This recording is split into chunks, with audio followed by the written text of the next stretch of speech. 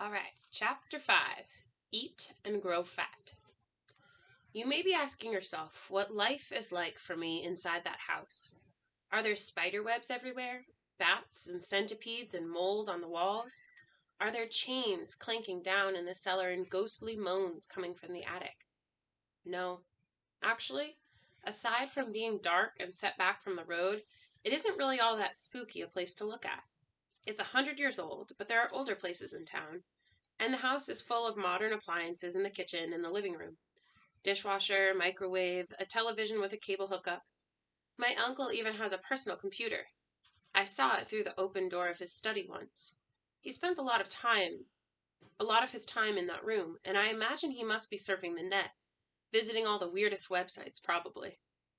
What makes that house strange is the way it feels when you get inside. I saw an old movie once where someone walks into a room and then the door disappears and the walls start moving in. It is something like that. And I always feel as if someone or something is looking at me. But when I turn around, there's nothing there. Then there's the way my uncle acts. Like when you'd expect him to be waiting for me, his niece, to come home and to ask me how my day went, he's not.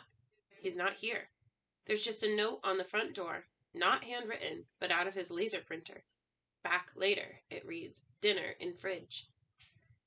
He's left food for me in the refrigerator for the last 2 nights as well. The food I'm supposed to eat is on a plate on the top shelf, ready to pop in the microwave.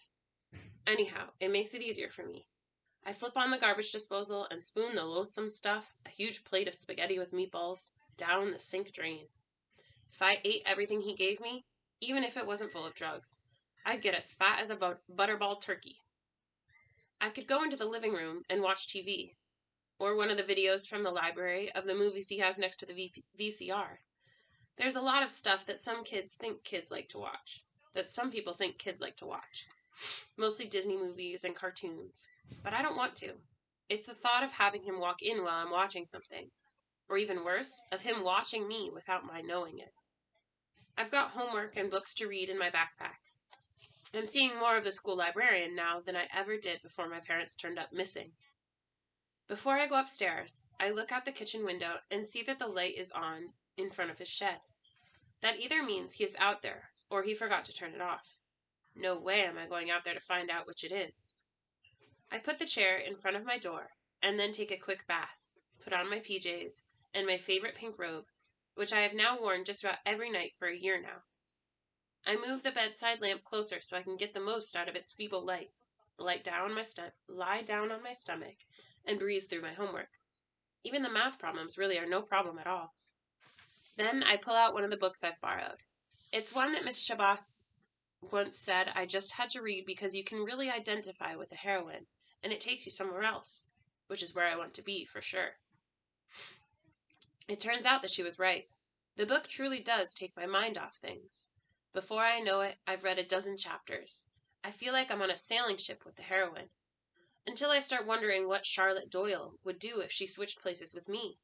And I realize that I don't know what she would do any more than I know what I should do. I put a bookmark in to keep my place, lean back on my pillow, and close my eyes. As always, at least since I've been here, I don't turn out the light. I just want to rest my eyes. I don't want to go to sleep. But I do. And instantly, I'm there in that same dream. I am back in the cave, the body of a partridge warm and limp in my hands. I'm holding it out to my uncle as he crouches in his corner. Without looking over his shoulder, he reaches an arm back. I see for the first time that his fingers are long and hairy, and his fingernails are thick and sharp, more like claws. He grabs the dead bird so hard that I hear its bones crack. I thought it would be a rabbit, he growls. Did you catch a rabbit? No, I say. This is all. Then he begins to eat. I don't see him eat it, but I hear his teeth crunching through feathers and flesh and bones.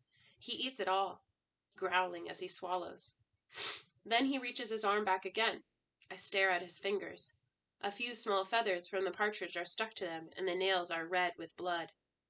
Hold your arm out, child, he says. I don't give him my arm. Instead, I hold out a stick the size of my wrist. His groping hand closes around it. Arrgh, he growls, even thinner and harder than before. No flesh at all, only bone. You must eat more, my niece. Eat and grow fat for me. I sit up. I'm awake. I say that aloud. I'm awake. It was all a dream. But then I look around me and I see this room, as bare and cold as the chamber of a cave. And then the snick, snick, snick of the locks. No, it wasn't a dream.